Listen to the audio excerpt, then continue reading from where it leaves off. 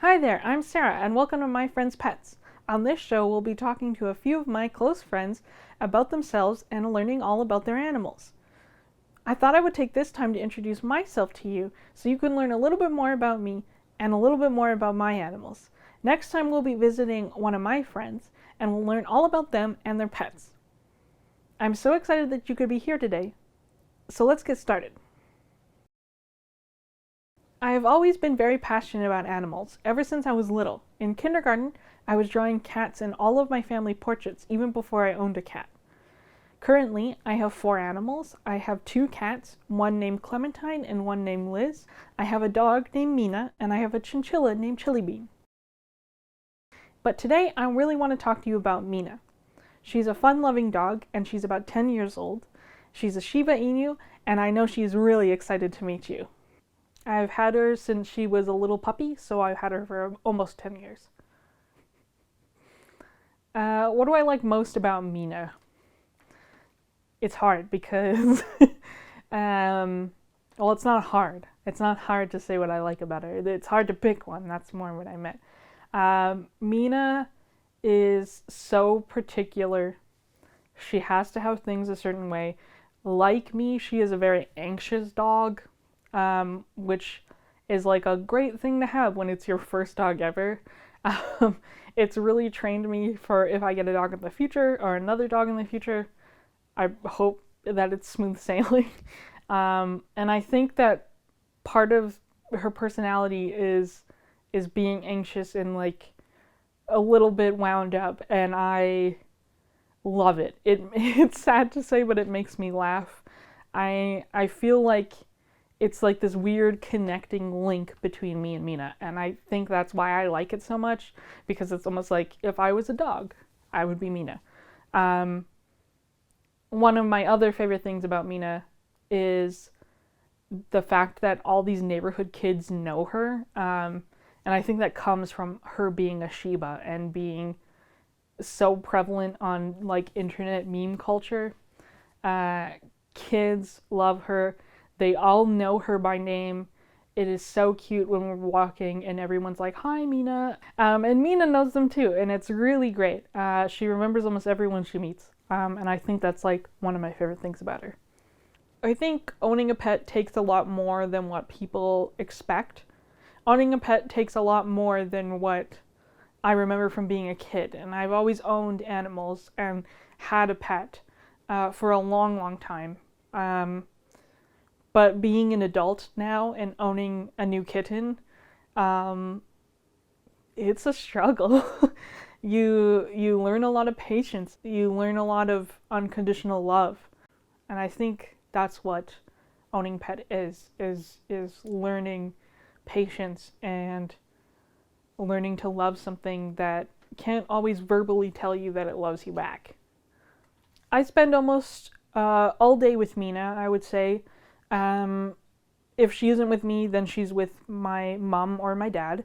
But she's always with one of us. She has to be near us when we're working. So if we're working from home, she's in her bed, just like off to the side. But yes, she has to be like right beside you. I wanted Mina, and I knew when I wanted Mina in high school, at the end of high school. I wanted her because I wanted the experience of owning a dog. I knew all my friends had dogs, and I was the only one that had a cat. And owning cats are great, but I wanted something that was a little more interactive and a little bit more like people pleasing almost. I saw Shiba Inus online, and I saw that their personality was more aloof and cat-like. And then I began looking into it and seeing if it would be a good fit. And then I convinced every other member of my family to try to get a dog. And we did, and it was a perfect fit, I feel like. The first time I met Mina was so cute. I met her once before we brought her home. Like, we had seen pictures of her like the day she was born. But we met her once when she was a rambunctious little puppy, and she was born with her and her brother. Those are the only ones that were in the litter. And she was so cute. She was so fluffy, and her ears were so cute, I remember. But I remember noticing that she was a little bit of an instigator and a little bit of a troublemaker with her brother.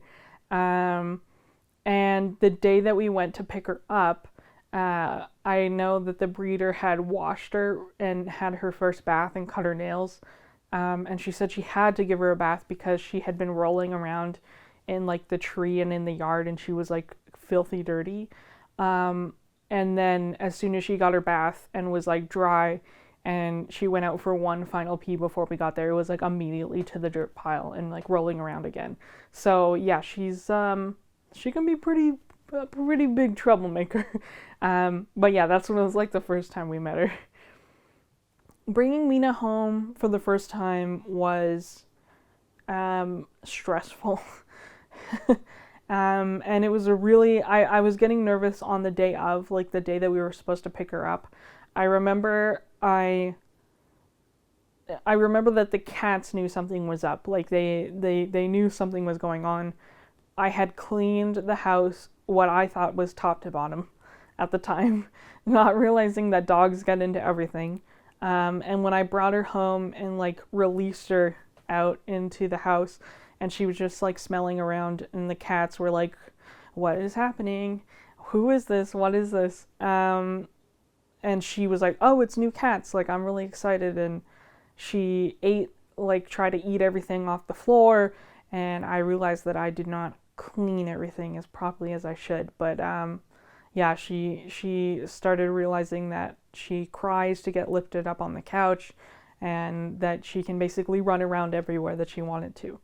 So yeah, it was a really stressful day, but it was super cute looking back now. Mina spends a lot of time in the house, looking out the windows, spending a lot of times in the bay window, and sleeping on any piece of furniture that we have in the home.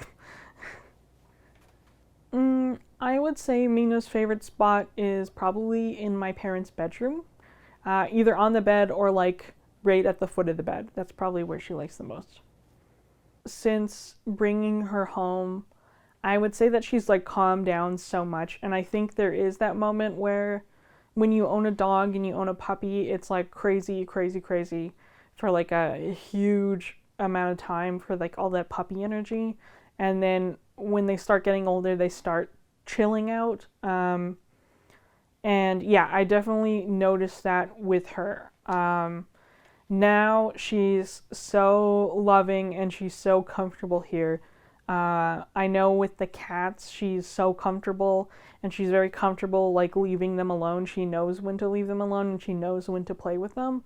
And the cats too. They know when to give her Mina's space. They know like sometimes she wants her own space. But yeah, the cats are much more accepting of her and even get worried if they can't find her. Mina's happy, and you can tell Mina's happy when you'll be able to tell. Like her personality is just so bubbly compared to like her reservedness when she normally is around. Like she is large, and you know she's there. She is so happy. She's just like crying and jumping, and her ears are down and her tail's wagging. And she's bending like down to say like I love you, and her butt's just like moving and her whole body's just wiggling. Yeah, you can really tell when she's happy. Yes, Mina will definitely do stuff that is frustrating. I mean, she's a dog. She's going to get into trouble. She has a tendency to want to go out in the yard in the middle of the night, but not to do anything, just to listen and look around. And it's hard to get her back inside when she's outside. She doesn't want to go back in very easily. And another thing that kind of frustrates me about her sometimes is she is a garbage picker. So if there's an open garbage can or garbage bag anywhere, she is constantly looking to see what's inside there, and it drives me absolutely insane. It's something she has not grown out of, and I don't think she ever will. And it's hard sometimes to chase her around. I feel like having Mina has made me a better person in the way of being more open and laid back. I definitely think there's that balance between me being constantly anxious every day, but also just like letting things happen, and realizing that Mina is the way that she is and she likes things very particularly.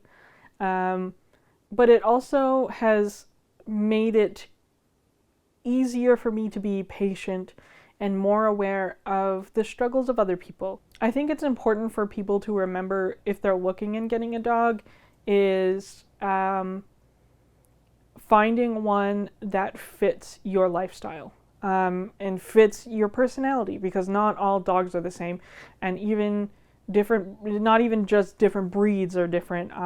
There's different personalities, and you need to like kind of find a personality that fits with you. And having some experience with knowing how to read body language and knowing kind of like what the tasks are to have a routine daily is really important. So I think talking to a lot of people and having just interactions with different types of dogs really helps. I think the biggest way that Mina has affected my life would have to be that she's always there. It's hard to realize that she's been there for 10 years, and you wake up every morning and she's there, and I come home from wherever I'm out and she's there, and I think I'm comforted by like having something there when I get there, and it's someone who's relying on me, and that really, really provides me structure and routine, and I really, really enjoy it, and I really enjoy the company. She's just so funny, and I love taking care of her, and it's not at all a problem for me.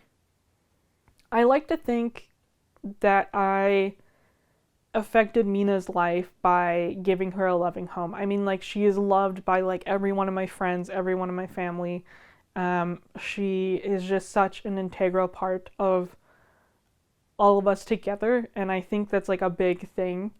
And she just fits right in, and like I love giving her gifts and spoiling her, and I think she lives a pretty good life. Well, that was so much fun. Thank you so much for joining me and learning a little bit more about Mina and myself. I hope that you can come by next time and visit another one of my friends where we learn a little bit more about them and their pets on My Friend's Pets. Bye!